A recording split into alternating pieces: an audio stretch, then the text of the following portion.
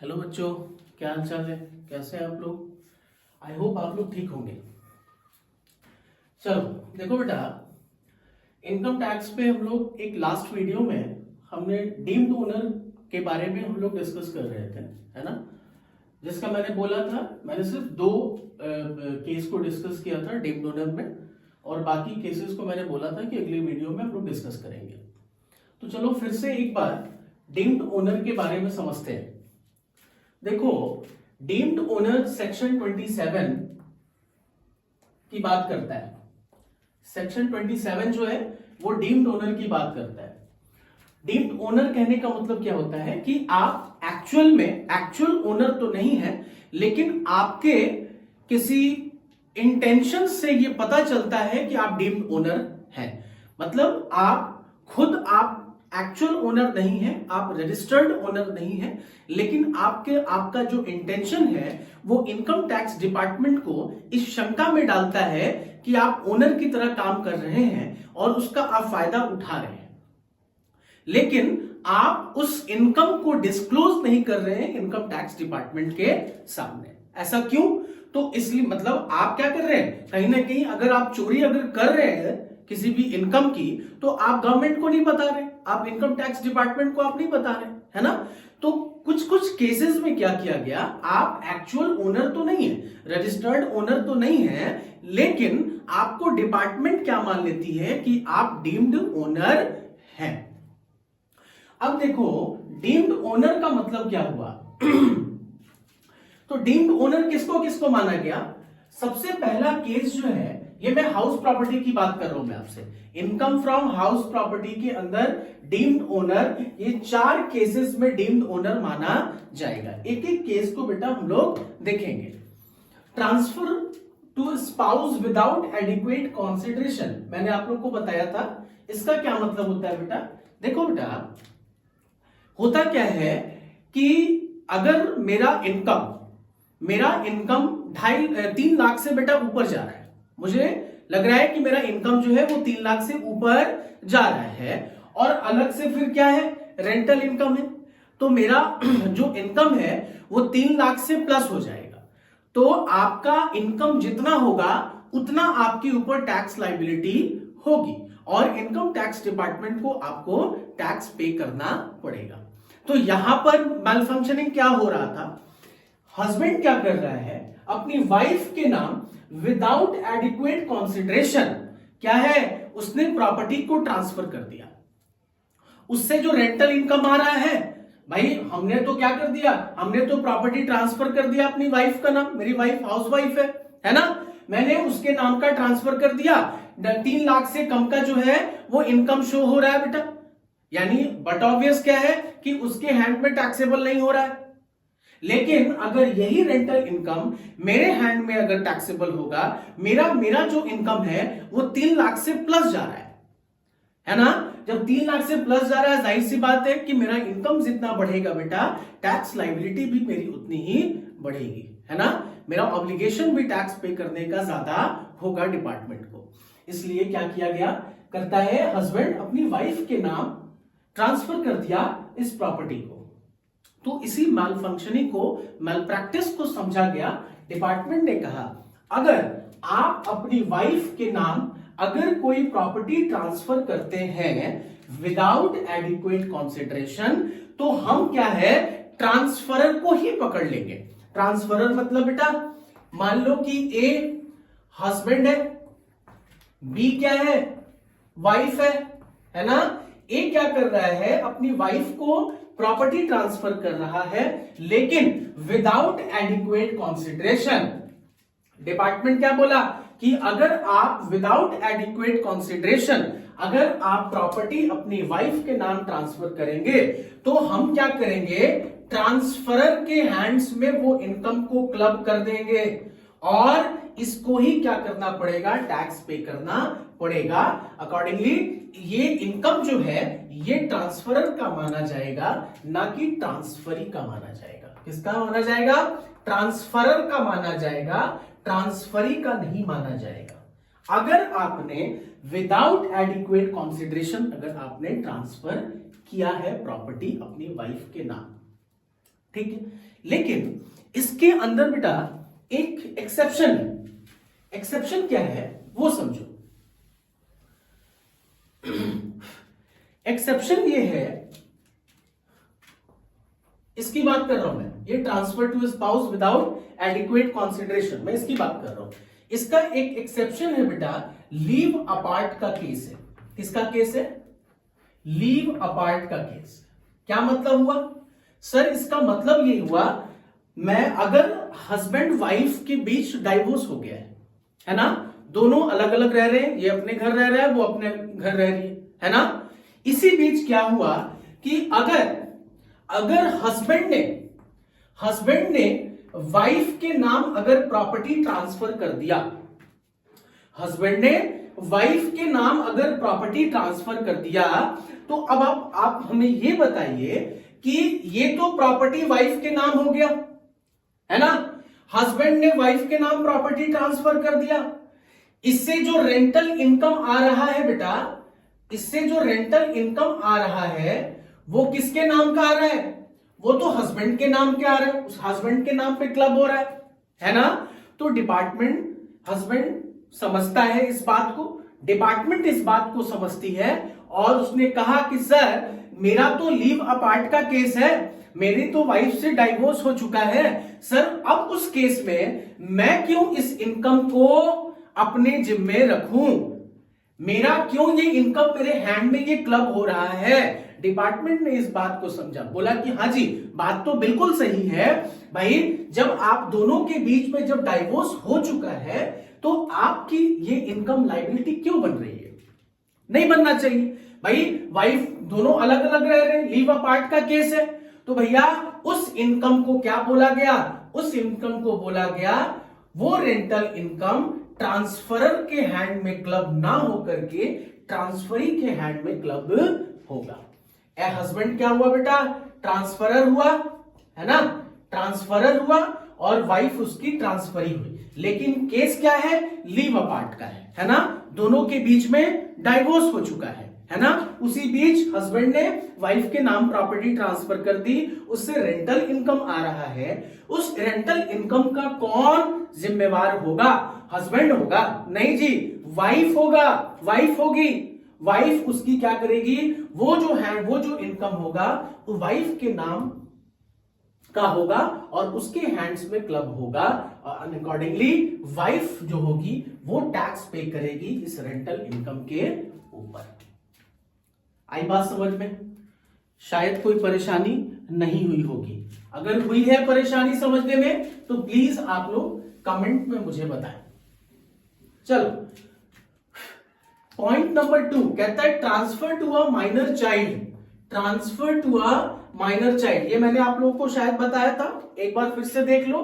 देखो बेटा, दो केस हमने बताया था, एक बताया था माइनर मैरिड डॉटर। क्या बताया था? Minor married daughter. अगर माइनर मैरिड डॉटर है तो किसके हैंड में क्लब होगा? ट्रांसफरी के हैंड में क्लब होगा। ट्रांसफरी कौन बेटा? ये माइनर मैरिड डॉटर है ना। और अगर अदर देन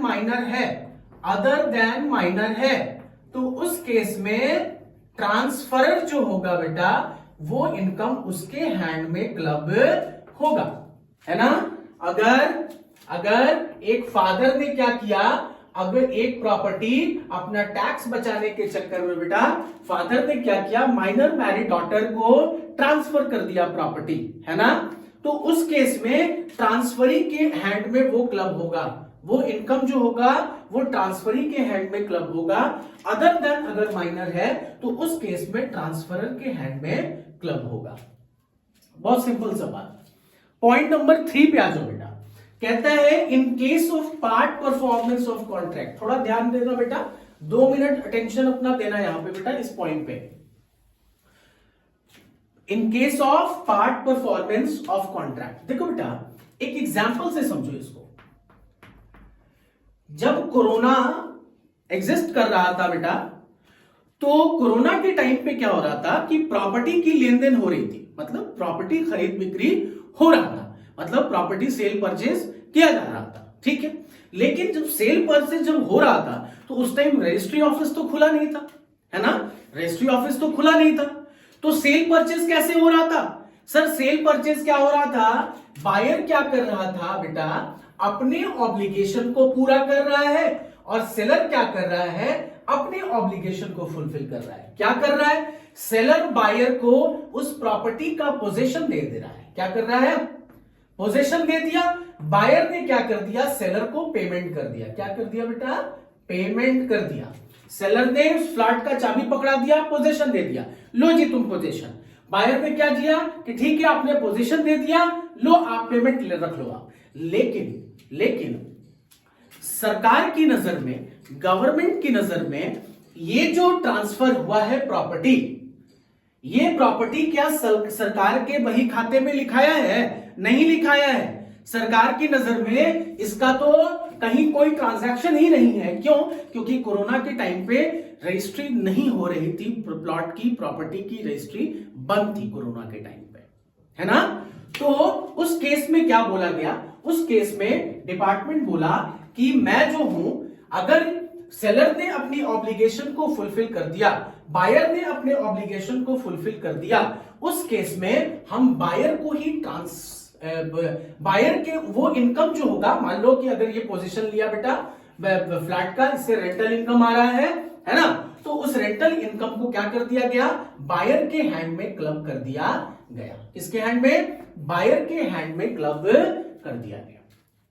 वही कहा बेटा, in case of part performance of contract. और ये बातें बोल कौन रहा है, ये बातें बोल रहा है बेटा section 53A transfer of property act.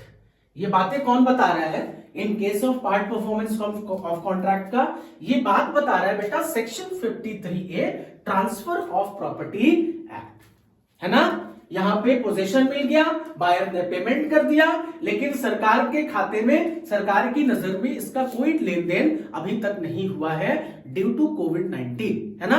कोविड-19 की वजह से नहीं हुआ है। तो क्या बोला कि भैया हम क्या मान लेंगे इसको, बायर को ही क्या मान लेंगे, बायर को ही ये इनकम जो है उसके हैंड में हम क्लब करवा देंगे और बायर का हम वो इनकम मान लेंगे एंड अकॉर्डिंगली बायर के ऊपर ही टैक्स लग जाएगा उस इनकम के ऊपर। ठीक है, चलिए नेक्स्ट पार्ट है हमारा member of cooperative housing society. बहुत आसान है बेटा, कुछ नहीं है इसके अंदर। Member of cooperative housing society का मतलब क्या होता है, हम 100 लोग आपस में इकट्ठा हुए, मान लो कि 100 लोग हम लोग आपस में इकट्ठा होकर के हमने क्या किया, पैसा जमा किया और पैसा जमा करके हमने एक बिल्डिंग खड़ा कर दिया, एक सोसाइटी बना दिया। तो अब एक बात बताओ, वो जो इनकम है, वो इनकम, वो ओरिजिनल ओनर कौन है, और ओरिजिनल ओनर तो कोऑपरेटिव हाउसिंग सोसाइटी है। जो भी बिल्डिंग बना बेटा, जो भी सोसाइटी बनी, उसका ओरिजिनल मेंबर का, ओरिजिनल ओनर कौन है, उसका ओनर है कोऑपरेटिव हाउसिंग सोसाइटी। लेकिन बेनिफिशियल ओनर कौन है सर, बेनिफिशियल ओनर तो मेंबर है ना, उसका बेनिफिट कौन उठा रहा है सर, मेंबर उठा रहा है। तो मेंबर को ही पकड़ लिया डिपार्टमेंट ने, किसको पकड़ लिया, मेंबर को ही पकड़ लिया, बोला कि भैया ये आपका इनकम है, हम आपके ही हैंड में क्या कर देंगे, क्लब कर देंगे, इररिस्पेक्टिव ऑफ कि ओरिजिनल ओनर कौन है। Original owner cooperative housing society है ना, लेकिन इसका बेनिफिशियल ओनर कौन है, तो मेंबर है इसका बेनिफिशियल ओनर, है ना। तो इस इनकम को मेंबर के हैंड में क्लब कर दिया एंड अकॉर्डिंगली टैक्स लायबिलिटी जो है इस मेंबर के ऊपर ही बन गया। ठीक है, पांचवा, होल्डर ऑफ इम्पार्शियबल स्टेट। इसका क्या मतलब हुआ बेटा, 2 मिनट थोड़ा सा अपना अटेंशन देना बेटा। यहां पे अगर कोई प्रॉपर्टी है, अगर कोई प्रॉपर्टी है, जैसे फादर की प्रॉपर्टी, फादर एक्सपायर करके बेटा क्या हो गए, एक्सपायर करके बेटा ऑफ हो गए दुनिया से। फादर के 4 औलाद, 4 बेटे, सारी प्रॉपर्टी तो ट्रांसफर हो गई, सारी की सारी प्रॉपर्टी तो ट्रांसफर हो गई, मतलब आपस में इन्होंने, चारों बेटों ने बांट तो लिया, लेकिन कोई एक ऐसी प्रॉपर्टी बच गई है जिसको ये लोग बांट नहीं पा रहे, डिस्ट्रीब्यूट नहीं कर पा रहे। क्यों नहीं कर पा रहे बेटा, क्योंकि उस प्रॉपर्टी में क्या है बेटा, उनके किसी कुल देवता का मंदिर है। किसका है बेटा, उनके किसी कुल देवता का मंदिर है, एंसेस्ट्रल प्रॉपर्टी है बेटा, उस प्रॉपर्टी को ये लोग बांट नहीं पा रहे, है ना। तो भैया इस प्रॉपर्टी से इनकम तो आ रही है इनको ना, इस प्रॉपर्टी से इनकम आ रही है, तो उस इनकम का क्या किया जाए, उस इनकम का क्या किया जाए। तो कहा गया कि आप चारों मिलकर के किसी एक को उस प्रॉपर्टी का होल्डर बना दो। क्या बना दो? होल्डर बना दो। और उस होल्डर को ही क्या कर दिया गया, डिपार्टमेंट ने पकड़ लिया और बोला कि हम ये जो इनकम है, ये इनकम हम आपके हैंड्स में क्लब कर देंगे, एंड अकॉर्डिंगली टैक्स लायबिलिटी जो है वो आपके ऊपर बनेगी। दोबारा से समझो, फादर है बेटा, 4 बेटे उनके, चारों ने प्रॉपर्टी, बाप का प्रॉपर्टी जो भी बना रखा था बेटा, उन्होंने बांट लिया आपस में। बांटने के बाद कोई एक ऐसी प्रॉपर्टी है जिसको वो बांट नहीं पा रहे हैं, जस्ट ड्यू टू बेटा उनकी कुल देवता का मंदिर है, वहां पे एंसेस्ट्रल प्रॉपर्टी है, इसलिए वो लोग नहीं बांट पा रहे हैं। उनका अटैचमेंट जुड़ा है बेटा उससे, है ना, इमोशनल अटैच्ड है वो लोग। किससे बेटा? इस प्रॉपर्टी से, जहां पे कुल देवता का मंदिर है, एंसेस्ट्रल प्रॉपर्टी है ना, उससे उनका इमोशनल अटैचमेंट है, जिस वजह से वो लोग क्या है, बांट नहीं पा रहे। तो ये चारों ने मिलकर क्या किया, किसी एक को उस प्रॉपर्टी का होल्डर बना दिया, और डिपार्टमेंट ने बोला कि आप होल्डर हैं, तो इससे जो इनकम आ रहा है आपके ही हैंड्स में हम क्या कर देंगे, क्लब कर देंगे। ठीक है, कोई दिक्कत परेशानी अगर है तो बताइए। लास्ट पॉइंट बेटा, lease of building for 12 years और मोर। कहने का क्या मतलब, अगर किसी बिल्डिंग को आपने लीज पे रखा है लेकर के, है ना, क्या किया हुआ है, लीज पे रखा है, किसी बिल्डिंग को, प्लॉट को आपने क्या कर रखा है बेटा, लीज पे रखा है ना। ए बी, ए क्या है बेटा, ए क्या है, लेसर, बी क्या है, लेसी, है ना। बी ने इस प्रॉपर्टी को ए से लीज पे ले रखा है। अगर ये प्रॉपर्टी 12 साल या 12 साल से ज्यादा अगर आपने लीज पे रखा है, तो उस इनकम को लेसी के हैंड में क्लब कर दिया जाएगा। ऑब्वियसली बात है, आप इस प्रॉपर्टी से इनकम कमा रहे हैं, आपने लीज पे रखा है, बी इसको लीज पे ले रखा है बेटा, है ना, इससे वो इनकम कमा रहा है। अगर आप 12 साल से कम है तो कोई प्रॉब्लम नहीं है ना।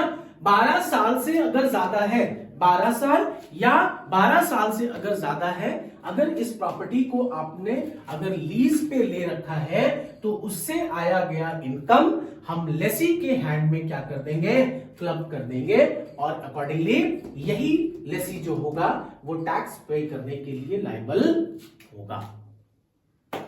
यहां तक आप लोगों को शायद बात समझ में आ गई होगी। This is all about the deemed owner. ठीक है, नेक्स्ट क्लास में, नेक्स्ट वीडियो में हम लोग इससे आगे बढ़ेंगे बेटा। ठीक है, थैंक यू सो मच।